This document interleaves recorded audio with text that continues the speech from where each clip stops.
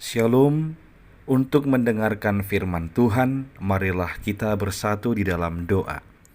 Kasih karunia dan damai sejahtera dari Allah Bapa kita dan dari anaknya Tuhan Yesus Kristus kiranya menyertaimu sekalian. Amin. Ayat harian untuk kita pada hari Kamis 25 Juni 2026 tertulis di dalam kitab Nahum pasal 1 ayat 15. Lihatlah, di atas gunung-gunung berjalan orang yang membawa berita, yang mengabarkan berita damai sejahtera.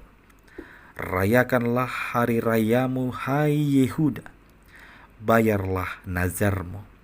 Sebab tidak akan datang lagi orang dursila menyerang engkau. Ia telah dilenyapkan sama sekali. Di dalam bahasa Batak tertulis dalam Nahum 2 ayat 1. Idama di atas akaduluk patni sibuan barita nauli namani tikon hademahon. Pestahon akka pestami ale juda. Gararima akka bagabagam. Aidang be solaon nina somarniulaho. Nungatung sun siap ibana. Jemaat yang dikasihi oleh Tuhan Yesus Kristus, Tuhan murka kepada orang-orang yang berbuat dosa, orang-orang yang menduakan Dia, orang-orang yang berpaling darinya. Dan untuk mewujud nyatakan murkanya, Tuhan bisa memakai bangsa-bangsa lain. Seperti kepada umat Israel, Dia mengirim Asyur untuk menghukum mereka. Jadi Asyur dipakai Allah sebagai alatnya untuk menghukum umatnya yang sudah menduakannya, yang sudah berpaling darinya, yang sudah meragukannya. Namun Tuhan tidak tutup mata kepada bangsa-bangsa lain yang menjadi musuh Israel, yang dengan secara membabi buta, dengan sewenang-wenang menindas umat Tuhan. Tuhan tidak membiarkan itu. Benar, Asyur adalah alat Tuhan, namun segala kejahatan Asyur yang menyiksa dan menindas umat Tuhan juga tidak akan luput dari hukuman Tuhan. Inilah menjadi kabar baik yang disampaikannya kepada umat Israel atau Yehuda. Tuhan lewat Nabi Nahum mengatakan supaya orang Yehuda merayakan atau memestakan sukacita keselamatan yang dikerjakan Allah karena seluruh musuh-musuhnya yang telah menyerang mereka sudah dilenyapkan. Dia lenyap sama sekali. Artinya Tuhan memberikan janji pemulihan, janji penghiburan kepada umat Tuhan, kepada orang Yehuda, bahwasanya orang Asyur yang sudah membuat penindasan atau sudah menindas mereka juga akan dilenyapkan oleh Tuhan Allah. Inilah belas kasihan Allah. Inilah kekayaan kasih karunia-Nya kepada umat pilihan-Nya.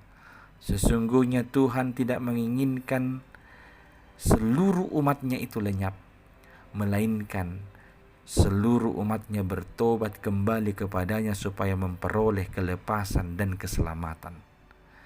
Perihal yang sama berlaku sampai hari ini. Tuhan tidak main-main dengan kesalahan dan kejahatan atau dosa.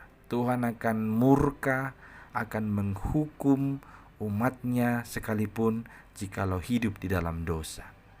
Namun pada saat yang bersamaan, Tuhan tidak akan membiarkan umat-Nya ditindas oleh bangsa-bangsa lain, ditindas oleh kekuatan-kekuatan lain di dunia ini. Sebab semuanya itu akan dilenyapkan oleh Tuhan Allah kita. Maka bangkitlah dengan kesadaran kita telah dibebaskan atau telah diselamatkan. Kita datang kepada Tuhan, menanggalkan segala dosa dan kejahatan, mengikuti Dia.